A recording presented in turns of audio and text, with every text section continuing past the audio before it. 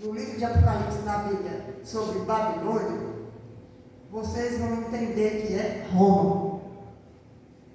Tá certo? Vão entender que é Roma. Eu não vou me aprofundar, esse livro é muito profundo, mas primeiro que vocês já sabem, né, a maioria de vocês.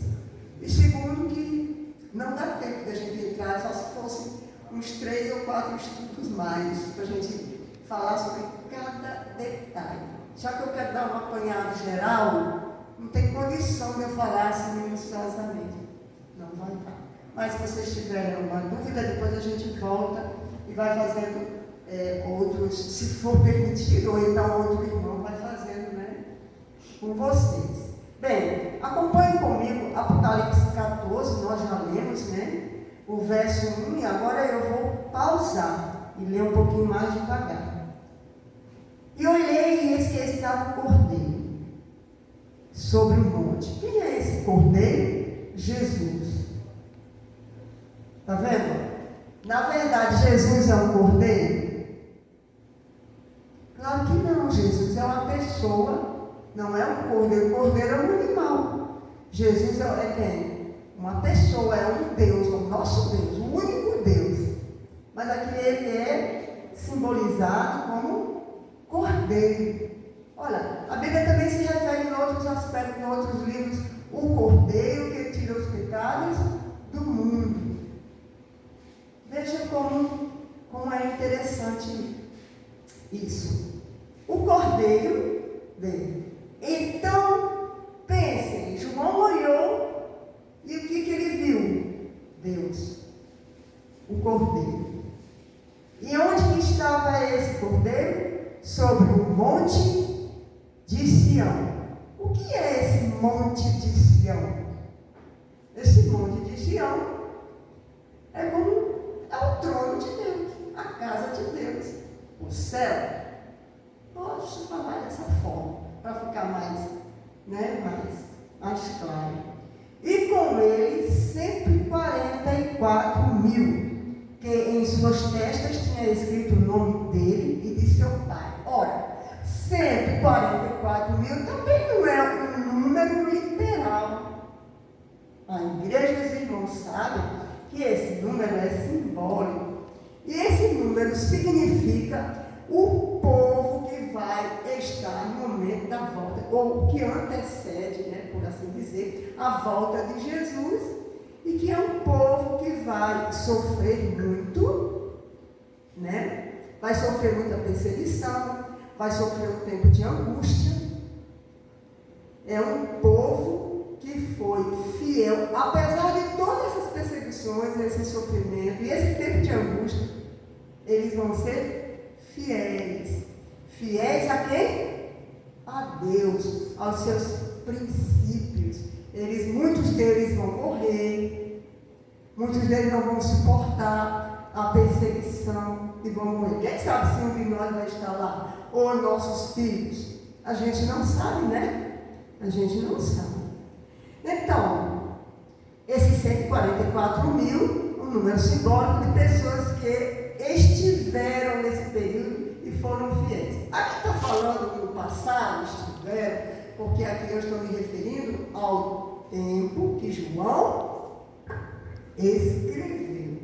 Mas a Bíblia ela dá essas facetas. Eu estou falando passado, mas nós sabemos que isso também vai acontecer no porvir, antes da volta de Jesus. Tá bem?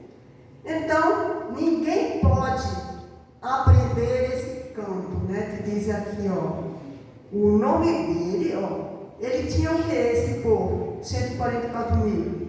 Em suas testas tinha escrito o nome dele e de seu pai. Ora, esse povo, então, os 144 mil, que não é um número literal, é um número simbólico, vai ter uma identidade, uma propriedade. Aqui diz assim na Bíblia, olha, tinha escrito o nome dele e do seu pai, de seu pai.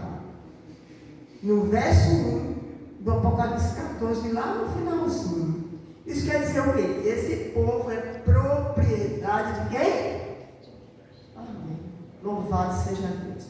E se nós estivermos lá, nós também teremos esse número na testa. Em nome de Jesus? Vocês têm fé? Sim, gente, está muito fraquinho, vocês estão com sono. Falem, eu vou estar em nome de Jesus.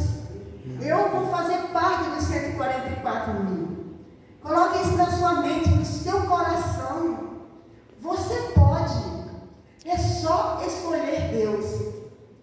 Tá? E vou se animando.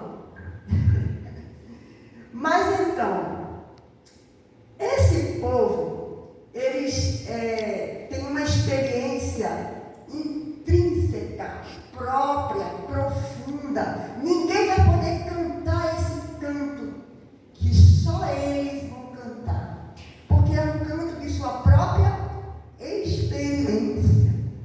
Olha, todos nós temos, vocês podem até ser casados, mas eu posso até ser casada com o Gustavo, mas a minha experiência de vida é uma e a dele é outra, correto? Então, eu tenho uma identidade, apesar de ser casada com ele, não é? Mas é diferente, é única, cada um tem a sua experiência com Deus. Tá certo? Então, nós vamos continuar lendo aqui. Ouvi do céu, verso 2. E ouvi uma voz do céu como a voz de muitas águas, e como a voz de um grande trovão. E ouvi uma voz de arpistas que tocavam com as suas harpas e cantavam com um cântico novo diante do trono. Viu? Aqui já no verso 3, está explicando o que o verso 1 estava dizendo. Não é a igreja em si que explica, é o Espírito de Deus. E ele, dentro da Bíblia, ele vai explicar para você tudo o que está acontecendo aqui. Basta você entender os símbolos que eu estou explicando aqui. Tá bem? Que eu estou dizendo para você, que também está dentro da Bíblia. Só em outro momento, em outro versinho. Tá bom?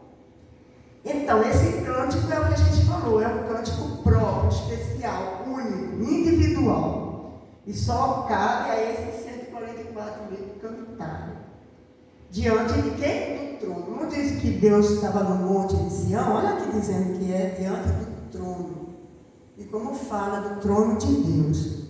E diante dos 4 animais e dos anciãos. E ninguém podia aprender aquele cântico senão os 144 mil. Viu? Confirma tudo a própria Bíblia, o próprio Espírito Santo. Comprados, que foram comprados da terra. Está vendo? Então, esse povo, 144 mil, não é do planeta Marte, nem de outro planeta Vênus, ou Júpiter, ou seja lá onde for. É da terra. Somos nós, seres humanos. Pode ser que não seja a gente, pode ser que seja nossos descendentes, ou pessoas que vão viver mais para frente, a gente não sabe.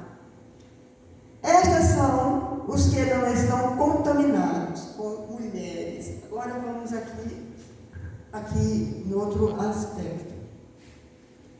Este povo não foi contaminado com mulheres, mas um símbolo na Bíblia.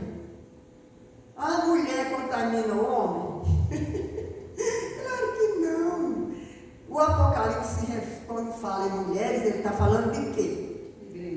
Amém, glória a Deus, irmão querido. De igrejas. E mulher significa igreja. Isso aí.